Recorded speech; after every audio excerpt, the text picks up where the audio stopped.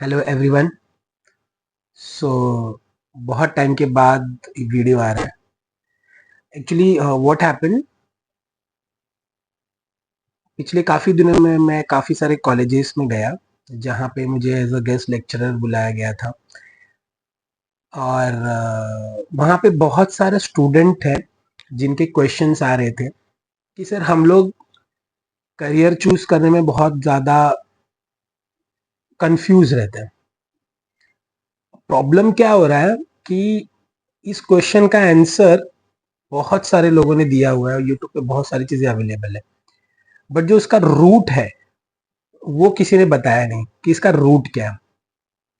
आज मैं आपको इसका रूट बताने की कोशिश कर रहा हूँ। हो सकता है आप लोगों में से बहुत सारे लोग इस चीज के बारे में सोचा हो, बहुत सारे लोगों ने, बट आज मैं आप लोगों को वो एग्जाम्पल देने जा रहा हूँ, मैं वो चीज बताने जा रहा हूँ जो मैंने उन बच्चों को बताई कि आप क्या कर सकते हो। तो चलो स्टार्ट करते हैं। सी, आप कोई भी करियर चूज करो, एनी करियर,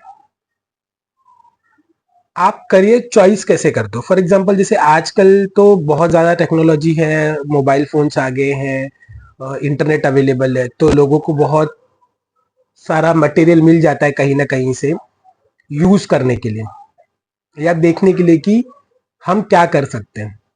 बट जनरली हर जगह 90% लोग यही कर रहे हैं कि अगर टेंथ में बहुत अच्छे मार्क्स आ रहे हैं तो हम साइंस करेंगे, अगर टेंथ में बहुत अच्छे मार्क्स नहीं आ रहे, नॉर्मल मार्क्स आ रहे तो कॉमर्स करेंगे, या फिर कुछ अलग माइंडसेट है तो हम आर्ट्स की तरफ जाएंगे।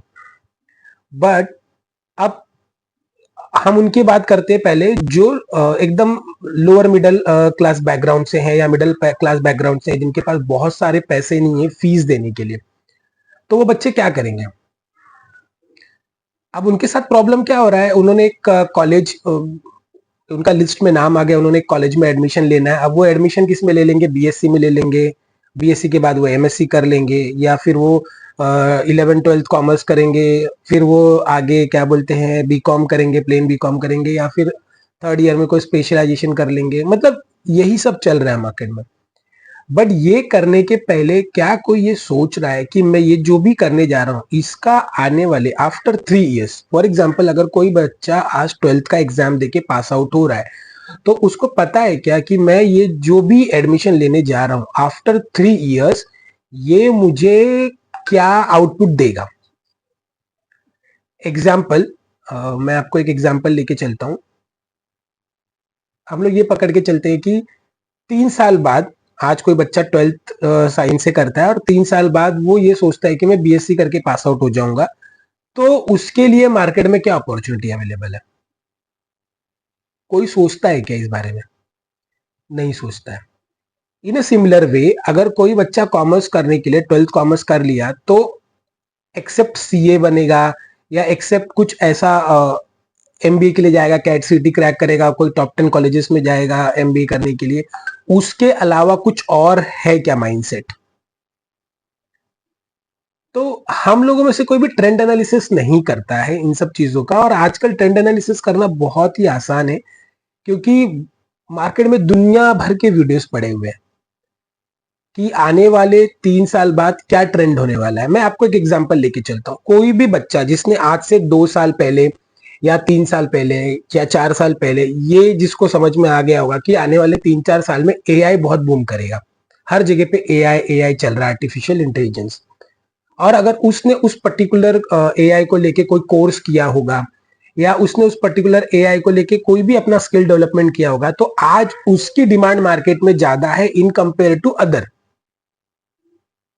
तो मेरा कहने का सिंपल मकसद ये है कि आप बीएससी करने जा रहे हैं तो आप पहले ये सोचिए कि बीएससी करने के बाद मैं 3 साल में, ट्वेल्थ के बाद 3 साल में बीएससी पास आउट करके बाहर आऊंगा, तो मार्केट में ऐसा कौन सा ट्रेंड है या मार्केट में ऐसी कौन सी चीज जो 3 साल बाद मुझे जॉब अपॉर्चुनिटी देगी इस भीड़ से अलग?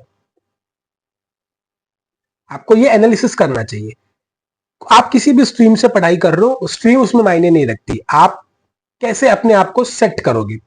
जैसे एक एग्जाम्पल में लेके चलता हूं, मैंने अभी एक एग्जाम्पल निकाला था कि अगर कोई कॉमर्स बैकग्राउंड का बंदा है, अगर कोई कॉमर्स कर रहा है और आज वो 12th में है, वो 3 साल बाद एकदम लोअर मिडिल क्लास का बंदा है जिसके पास बिल्कुल भी पैसा नहीं है और ना उसके पास इतना टाइम है कि वो 4 साल 3 साल 5 साल अपना सीए क्रैक करने में लगाए, ना उसके पास इतने पैसे हैं, ना 3-4 लाख रुपए भी नहीं है उसके पास कि वो एमबीए कर ले। तो ऐसा बंदा क्या करेगा, या तो प्लेन बीकॉम करेगा, उसके बाद कहीं ना कहीं अकाउंटेंट की नौकरी करेगा, वहां से सीखेगा, उसकी सैलरी स्टार्टिंग सैलरी 15,000 रुपए के आसपास होगी, वो बढ़ते बढ़ते बढ़ते पता नहीं कब कितने साल के बाद एक पर्टिकुलर लेवल पे जाएगी, जब वो अपना ब्रेड एंड बटर सब कुछ चला पाएगा। तो मैं ऐसे लोगों के बारे में ज्यादा बात करूंगा यहाँ पे, क्योंकि उनके लिए बहुत ज्यादा मार्केट ओपन नहीं है, कोई भी कुछ बता नहीं रहा। तो आप ये समझने की कोशिश करिए कि मैं आपको ये बोल रहा हूं, आप बीकॉम करने जा रहे हो, प्लेन बीकॉम कर रहे हो 12th के बाद। तो अगर मैं आज आपको कोई टिप देना चाहूं तो आने वाले 3 साल में, मैंने निकाल के रखा है यहाँ पे मेरे लैपटॉप पे, आने वाले 3 साल में आपको मार्केट में जो सबसे बेटर जॉब अपॉर्चुनिटी मिलेगी आफ्टर द बीकॉम, आप क्या कर सकते हो, जिसका अभी मार्केट ट्रेंड हो रहा है, मैंने अभी ये बहुत रिसर्च करने के बाद निकाला है, sustainability and EGS, which is environmental social and governance reporting. फिर से मैं रिपीट करता हूं, sustainability and EGS, environmental social and governance reporting. ये एक तरह का नया ट्रेंड मार्केट में आएगा बिकॉज ऑफ ये जो भी सिनारियो चल रहे हैं आने वाले 3-4 साल के अंदर। और लोग, हर एक इंडस्ट्री, गवर्नमेंट ऑर्गेनाइजेशन, इन तरीके के लोगों को जिनको ये स्किल आता है, ऐसे लोगों को हायर करेंगे उनके ऑर्गेनाइजेशन में, ताकि वो इस पर्टिकुलर चीज को सही तरीके से हैंडल कर पाए। अब होगा क्या, जब 3 साल बाद ये चीज मार्केट में आएगी और लोगों को पता चलेगा, उस वक्त जिसके हाथ में ये स्किल पहले होगा, सबसे पहले उसको जॉब अपॉर्चुनिटी मिलेगी और उसको बहुत अच्छी सैलरी पे मिलेगी। फिर जैसे जैसे मार्केट में डिमांड के अगेंस्ट में सप्लाई ज्यादा हो जाएगी तो अगेन ये फिर उसी सिनारियो में आ जाएगा। अगर मैं साइंस बैकग्राउंड के बच्चों की बात करूं तो साइंस के जितने भी बच्चे हैं, ये जितने भी साइंस के सोफिस्टिकेटेड इंस्ट्रूमेंट्स हैं, जैसे एचपीएलसी हो गया, हाई परफॉर्मेंस लिक्विड क्रोमेटोग्राफी, यूपीएलसी हो गया, उसके बाद आपका एलसीएमएसएमएस हो गया, लिक्विड क्रोमेटोग्राफी, मास स्पेक्ट्रोफोटोमीटर। मैंने 2 बार इसलिए बोला क्योंकि वो एलसीएमएसएमएस होता है। तो इन सब इंस्ट्रूमेंट्स के बारे में वो शायद कॉलेज में थोड़ा बहुत सीखते हैं, और कॉलेज में भी ये इंस्ट्रूमेंट अवेलेबल नहीं होते, और जिस कॉलेज में अवेलेबल है इतने महंगे और इतने कॉस्टली इंस्ट्रूमेंट होते हैं, इतने महंगे इंस्ट्रूमेंट होते हैं कि कॉलेज शायद वो दूर से ही डेमोन्स्ट्रेट करता है, बच्चों को टच भी नहीं करने देता। तो ये इंडस्ट्री और एकेडमी का बहुत बड़ा गैप है जो अभी तक फुलफिल नहीं हो पाया है। इवन दो बहुत सारे गवर्नमेंट, जैसे न्यू एजुकेशन पॉलिसी आ गई है, तो गवर्नमेंट बहुत सारा ध्यान दे रही है कि स्किल को डेवलप किया जाए धीरे धीरे स्कूल लेवल से ही, लेकिन देन टू अभी भी उस चीज को इतना ज्यादा इंप्लीमेंट हो नहीं पाया। तो मेरा ये कहना है कि वो बच्चे जो साइंस बैकग्राउंड से हैं, जिनको आगे करियर करना है, जिनको किसी बड़ी इंडस्ट्री में जाना है, कोई भी बड़ा नाम ले लीजिए आप, इस पर्टिकुलर इंडस्ट्री का, एनालिटिकल इंडस्ट्री का, फूड इंडस्ट्री का, कोई भी बड़ा नाम ले लीजिए, अगर आपको उस इंडस्ट्री में जाना है तो आप एकदम प्रो होने चाहिए, आपके पास ये स्किल एकदम डेवलप्ड होनी चाहिए, आपको ये पूरे इंस्ट्रूमेंट हैंड्स ऑन यूज करने आने चाहिए, आपको इजीली जॉब मिल जाएगा। People are searching in the market कि we will get this kind of candidate, but they are not getting, because interview में ही वो फेल हो जाते हैं। And no industry right now into the mode that कि वो जाके बच्चों को हायर करे, 6 महीने की ट्रेनिंग दे, and then the particular person is ready to move the company because he is getting higher salary to anywhere else, and definitely he will get because he knows that particular instrument now. तो कोई भी industry training के लिए ready नहीं है। तो मुझे ये कहना है कि अगर आप साइंस बैकग्राउंड से हो, डेफिनेटली आप कुछ भी करना चाह रहे हो लाइफ में, बट इस पर्टिकुलर इंस्ट्रूमेंट्स के ट्रेनिंग जरूर ले लो। उससे क्या होगा, आपका जो स्किल इनहांसमेंट होगा, जब आप रिज्यूम में लिखोगे कि मुझे ये सारे इंस्ट्रूमेंट आते हैं, तो डेफिनेटली ऑटोमेटिकली आपको कॉल किया जाएगा।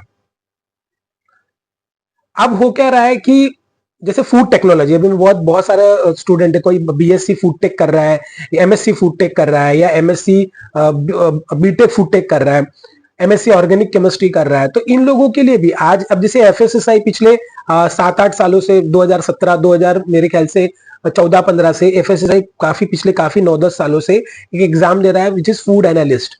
अब ये एग्जाम बहुत कम लोगों को पता था उस वक्त। जिन लोगों ने उस वक्त इस एग्जाम को क्रैक किया, मार्केट में डिमांड बहुत ज्यादा थी, सप्लाई कम थी, उन लोगों को बहुत बड़े बड़े पैकेजेस मिले, 15-15 लाख 20-20 लाख रुपए पर एनम के पैकेजेस मिले। अब धीरे धीरे इसकी सप्लाई बढ़ने लगी है, मार्केट में बहुत सारे लोग एग्जाम को पास कर रहे हैं, तो धीरे धीरे जब सप्लाई बढ़ रही है और डिमांड उतनी की उतनी है या डिमांड भी अप्रोक्सीमेटली सप्लाई के आसपास है, तो आपको मार्केट में जॉब फिर उसी हिसाब से मिलेगा। अब पैकेज 6 लाख 7 लाख 8 लाख तक आ चुका है। इन द सेम वे अगर आर्ट्स का कोई बंदा है तो उसको ये देखना चाहिए, अगर वो पर्टिकुलर स्ट्रीम में है तो आने वाले 3 साल 4 साल में बार बार इसलिए बोल रहा हूँ क्योंकि अब मैं ये कंसिडर करके चल रहा हूँ कि अभी आप 12th में हो या FY आपके फर्स्ट ईयर ऑफ ग्रेजुएशन में हो, आप किसी भी वक्त इस पर्टिकुलर, अगर आप आज ग्रेजुएशन करने वाले हो, इस साल आपका ग्रेजुएशन कंप्लीट होने वाला है, तो आपको देखना है कि आने वाले अपकमिंग जब आपका ये एग्जाम होके रिजल्ट आने के बाद कौन सी ऐसी चीज है जो मार्केट में ट्रेंड करने वाली है। मैं ऐसे बहुत सारे मेरे फ्रेंड्स को जानता हूं जो लोग आईटी बैकग्राउंड से नहीं है, फिर भी वो आईटी इंडस्ट्री में बहुत अच्छा कर रहे हैं, because they had develop their some skills जिसके बेस पे वो उस इंडस्ट्री में पूरा का पूरा कैप्चर करके बैठे हुए हैं। So I would like to just say कि इस तरीके से आप करियर के बारे में सोचना शुरू करो।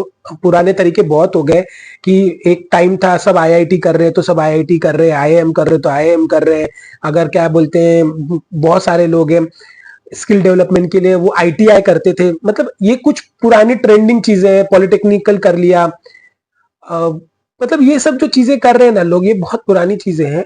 आज आपके पास हर एक आदमी के पास मोबाइल फोन है और उसमें इंटरनेट है, ठीक है। अगर आपके पास नहीं है, आपके आस पड़ोस में किसी दोस्त यार किसी के पास है, उसको बोलिए भाई 10-15 मिनट के लिए मोबाइल दे, गूगल पे जाइए, सर्च करिए आप किस स्ट्रीम में पढ़ाई कर रहे हैं, आप क्या पढ़ाई कर रहे हैं और उसके अगेंस्ट में आने वाला मार्केट ट्रेंड क्या है।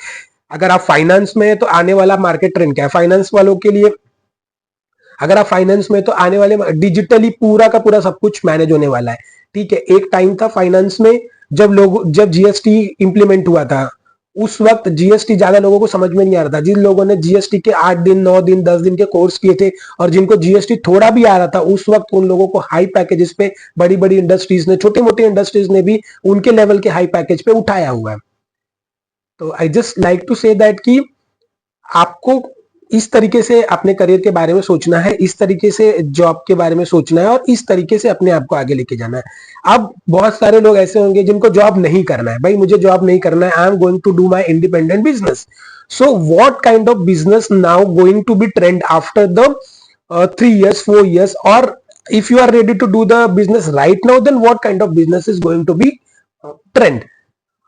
तो आपको वो एनालिसिस करना है। जैसे मैंने कुछ दिन पहले बताया था कि आज के डेट में भी इंडिया से बहुत सारे ऐसे एक्सपोर्टर है जो वाटर एक्सपोर्ट कर रहे हैं to the countries where water का शॉर्टेज है। अब वो कुछ गिने चुने नाम है उंगलियों पे, वो पर्टिकुलर इंडस्ट्री ही वाटर एक्सपोर्ट कर पा रहे। If the local water manufacturer जो क्या बोलते हैं आज आपकी अपनी फैक्ट्री डालने के बाद बहुत ज्यादा परेशान है कि मुझे मेरी फैक्ट्री से उतना इनकम नहीं मिल रहा है जो मैं डालते वक्त सोच रहा था। So there would be the chances, still the chances is open, you just work it on कि कैसे एक्सपोर्ट पॉलिसीज है, क्या करना चाहिए, कैसे हम इसको एक्सपोर्ट कर सकते हैं, क्या वहां पे मुझे अमाउंट मिल रही है, कितने में मैं बेच सकता हूं। एक एनालिसिस छोटा सा कर लीजिए and the market is open for you. But again I am saying that कि बिफोर डूइंग एनीथिंग पहले उसके बारे में पूरी अच्छी तरीके से रिसर्च कर लो कि वो मार्केट आपको कितना देगा। मैं एक मैन्युफैक्चरर को जानता हूँ जो बिस्किट मैन्युफैक्चर करता है, बहुत अच्छे क्वालिटी का बिस्किट नहीं है, एक नॉर्मल लाइक नॉर्मल ग्रेड का बिस्किट जो हम 5-7 रुपए में खरीद के खाते हैं, वही ग्रेड का बिस्किट है, उससे भी थोड़ा कम क्वालिटी ग्रेड का। वो इंडिया में सेल ही नहीं करता उस बिस्किट को। वो मैन्युफैक्चरर सारा का सारा बिस्किट ऐसे कंट्रीज को बेच रहा है जहां पे वो फूड आ जाना ही बहुत बड़ी चीज है and he is earning good.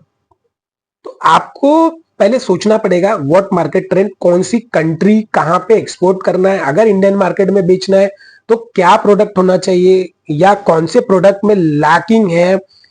बहुत सारा एनालिसिस कर लीजिए। आज आपके पास इतना बड़ा एक डिवाइस है आपके हाथ में, mobile phone with internet connection, जो आपको हर एक चीज का इंफॉर्मेशन एक चुटकियों में दे देता है। उसका इस्तेमाल करिए and come up with the good data, उसके ऊपर वर्कआउट करिए, एनालिसिस करिए, बिकॉज हर आदमी यही बोल रहा है कि फ्यूचर इज अ डेटा। तो जितना ज्यादा आप डेटा वर्कआउट करोगे उतना ज्यादा आपको फ्यूचर में आपके करियर के लिए बेनिफिट होगा और you will earn good, you will do best. So I am just saying this कि do it well. Even for myself also, जब मैं मार्केट में जाता हूँ, before going into the market any company where I am going for the meeting, पहले मैं पूरा data analysis करता हूँ, पढ़ता हूँ उनके बारे में क्या है कैसा है। एंड जब आप मीटिंग में ऐसे इनपुट्स देते हो ना, तो सामने वाला भी समझता है कि yes, you had learn something, you had do some analysis and then you are going there for the meeting. तो वो आपसे इंप्रेस होता है। So anyways, I hope so ये वीडियो आपको बहुत अच्छा पसंद आया होगा। जनरली मैं ये चीज बोलता नहीं हूँ, बट डेफिनेटली मोटिवेशन नहीं मिलता है, बिकॉज सब्सक्राइबर इतने हैं नहीं, बहुत छोटे कम सब्सक्राइबर है, व्यूज इतने आते नहीं है।